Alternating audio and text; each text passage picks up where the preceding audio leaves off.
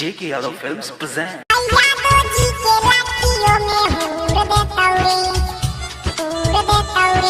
JK Yadav Films recording by Mahagauri studio Saharsa. Stage पर माजा भरपूर देतौ रे हो, एसटेज पर माजा भरपूर देतौ रे, हैया दो जी के लाठियों में हूर देतौ रे।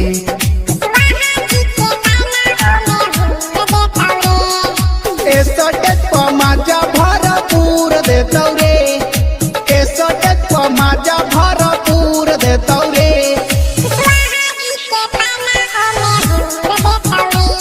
कुशवाहा जी के पन्ना ओ में हूर देतौ रे।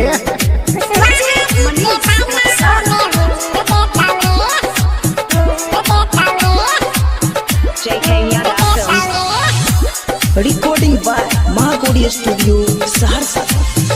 स्टेज पर ठीक से ना कमर हिलाइबे, सोहनी मिसिर जी से बचे ना पाइबे। स्टेज पर ठीक से ना कमर हिलाइबे, सोहनी मिसिर जी से बचे ना पाइबे। खाए ना दे हम पूछी तोहरा के भाव, क दे हम ओही जगहिए पधाओ, क दे हम ओही जगहिए पधाओ। हैया दो जी के लाठियों में हूर देतौ रे, कुशवाहा जी के पैना ओ में हूर देतौ रे। हैया दो जी के लाठियों में हूर देतौ रे, कुशवाहा जी के पैना ओ में हूर देतौ रे।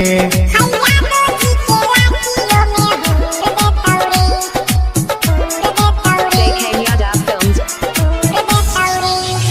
Recording by Mahagauri studio Saharsa.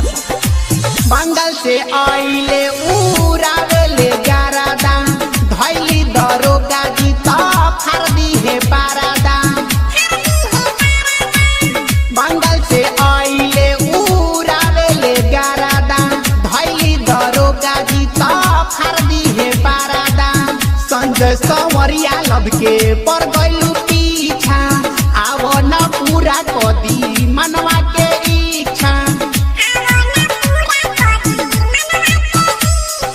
छैल छबीला माजाई भरपूर देतौ रे, छैल छबीला माजाई भरपूर देतौ रे। यादव जी के लाठियों में हूर देतौ रे, कुशवाहा जी के पैना धके हूर देतौ रे। JK Yadav Films